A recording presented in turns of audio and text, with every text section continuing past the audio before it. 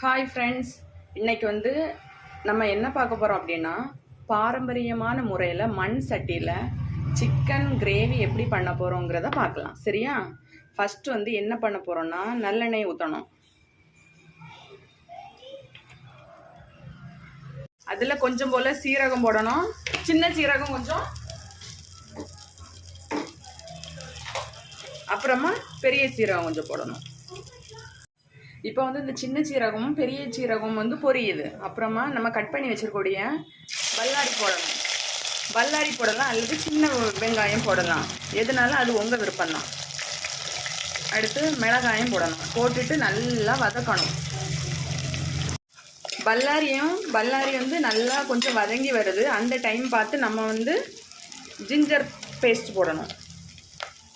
இதோட raw smell வந்து போகிறது வரைக்கும் நம்ம வந்து வதக்கணும். பார்த்தீங்களா, பல்லாரியும் ஜிஞ்சர் கார்லிக் பேஸ்ட்டும் வந்து நல்லா வதங்கிடுச்சா, நல்லா ஸ்மெல் வருது. இந்த நேரம் பார்த்து கட் பண்ணி வச்சிருக்கக்கூடிய தக்காளியை போடணும்.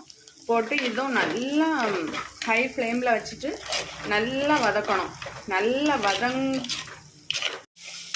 தக்காளி வந்து நல்லா இப்படி வதங்கி வர நேரம் வந்து ஸ்லைஸ் பண்ணி வச்சுருக்கக்கூடிய பொட்டேட்டோவை போடணும். எனக்கு வந்து சிக்கனில் மட்டனில் எல்லாம் உருளைக்கிழங்கு இந்த பொட்டேட்டோ வந்து போட்டு சாப்பிட்றது வந்து ரொம்ப பிடிக்கும் பார்த்துக்கோங்க. அதனால் வந்து நான் வந்து பொட்டேட்டோ போட்டிருக்கேன். பொட்டேட்டோவும் போட்டு நல்லா ஃப்ரை பண்ணணும். சிலவங்க என்ன செய்வாங்க அப்படின்னா, பொட்டேட்டோவை வந்து ஃபஸ்ட்டே எண்ணெயில் வந்து முதல்ல ஃப்ரை பண்ணி இது கூட ஆட் பண்ணுவாங்க. நான் அப்படி பண்ணலை. லாஸ்ட் வீக்கு அப்படி தான் போட்டு மட்டன் கிரேவி செஞ்சேன். இந்த டைம் வந்து நான் அப்படி பண்ணலை. அப்புறமா ஆல்ரெடி வந்து இதுக்கு முன்னாடியே என்ன அப்படின்னா, சிக்கனில் வந்து கொஞ்சம் வத்தல் பொடி, மல்லிப்பொடி, மஞ்சள் பொடி, சிக்கன் மசாலா, கரம் மசாலா எல்லாமே போட்டு வந்து சிக்கனில் போட்டு பெரட்டி வச்சுருக்கேன். அந்த சிக்கனை வந்து இதில் ஆட் பண்ணணும்.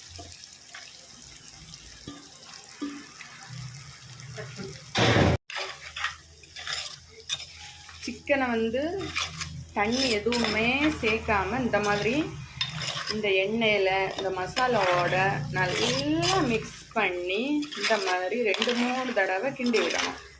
கிண்டி விட்டுட்டே இருக்கும்போது அதோட எல்லாம் சேர்ந்து நல்லா ஆட் ஆகும்.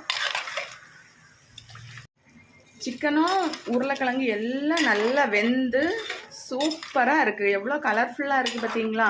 அந்த டைம் வந்து நமக்கு வந்து கிரேவியாக வேணும் அப்படின்னா கொஞ்சம் தேங்காய் கூடால கசகசா, நட்ஸு, பெருஞ்சீரகம் 3ஐயும் அரைச்சி பேஸ்டாட்டு ஊற்றிடணும். இந்த டைம் என்ன செய்யணும் அப்படின்னா, கொஞ்சம் போல் ஏலக்காயும் கிராம்பம் வந்து இடிச்சு போடணும், ஒரு ஃப்ளேவருக்கு, ஸ்மெல்லுக்கு. அப்புறமா லாஸ்ட்டில் வந்து கொஞ்சம் போல் கரம் மசாலா இருக்குது பார்த்தீங்களா, அந்த கரம் மசாலாவை கொஞ்சம் போல் எடுத்து தூவிட்டு